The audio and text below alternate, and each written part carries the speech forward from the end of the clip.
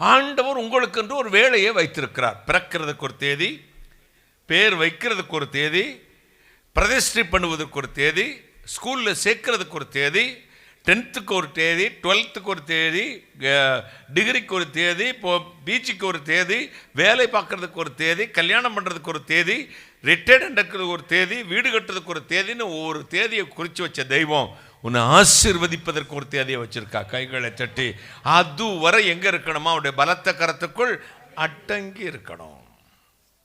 நமக்கு பிரச்சனை என்னன்னா ஒரே நாள்ல மேல வந்துடணும். இப்போ வரும்போது முருங்கத்தடி ஊனிக்கிட்டு வந்தையா மாப்பிள்ள, இப்ப இரும்பு தடி ஊட்டி எந்திரிச்சுக்கிட்டே மாப்பிள்ள.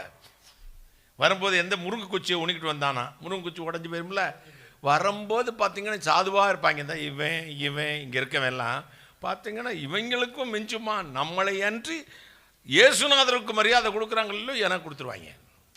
அப்படி பயங்கரமா மக்கள் தாத்தானா அப்படி நடிங்க. இப்போ 10th முடிச்சுங்க, அப்புறம் +2 முடிஞ்சுங்க, அப்புறம் காலேஜுக்கு போகிறதும் கொஞ்சம் ஹலோ அங்கிள் அப்படிங்க ஆரம்பித்தாங்க. அப்புறம் இப்போ என்ன சொன்னாலும் இப்போ நான் என்ன சொல்கிறேன், ஆரம்பத்தில் கொண்டிருந்த தாழ்மை கொஞ்சம் கொஞ்சமாக குறையும். நான் நிறைய 41 வருஷத்தில் பார்த்தேன்.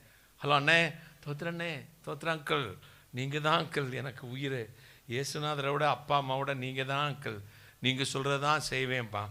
இயேசுநாதர் கூட இருக்கும்போது 12 பேருக்கு அவருடைய மதிப்பே தெரியலை. அவருடைய மதிப்பே தெரியலை.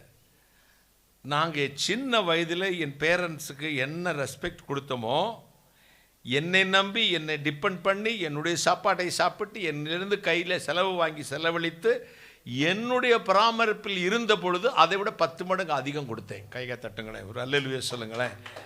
அவங்கள நம்பி நாம் வாழும்போது எதிர்த்து பேசிட்டு அவங்களுக்கு கவலையே இருக்காது. அவங்க நம்மளை நம்பி இருக்கும்போது ஒரு பார்வை பார்த்தால் அவங்க நெஞ்சு வெடிச்சு போயிடும். ஏன்னா அவங்க மானஸ்தர்கள், கௌரவம் தான் அவங்களுக்கு பெருசு. இப்போ பார்த்தீங்கன்னா எங்கள் ஊருக்காரங்கிட்ட மளிகை கடையில் வேலை வைப்பானுங்க, பொட்டணம் போட்டுக்கிட்டே இருப்பான். ஒரு 2 வருஷம் பொட்டணம் போடுவான். அடுத்து அது யெகோவா ஈரே ஸ்டோர்னுங்கிறச்சுன்னா எதிர்த்தாப்பில் யெகோவா ரஃபா ஸ்டோர்னு போட்டுருவான். இந்த கடை கஸ்டமர்லாம் இங்கே எழுத்துருவான், அங்கே எழுத்துருவான். இக்கரைக்கு அக்கறை பச்சை தான் தெரியும், ஆனால் முடிவிலே தான் விளங்கும். நாம் என்ன செய்யணுமா? அவருடைய கரத்துக்குள்ளே அடங்கியே இருக்கணுமா? இந்த அடங்கி இருக்கிறது அந்த பசங்களுக்கு ரொம்ப கவலையாக இருக்குது. இப்போ வயசு பார்த்தீங்களா, பையங்க என் மேலே அன்பானதாக இருக்காங்க, பசங்க என் மேலே மரியாதை தான் இருக்காங்க, அவங்க வயசு இருக்க விட மாட்டேங்குது.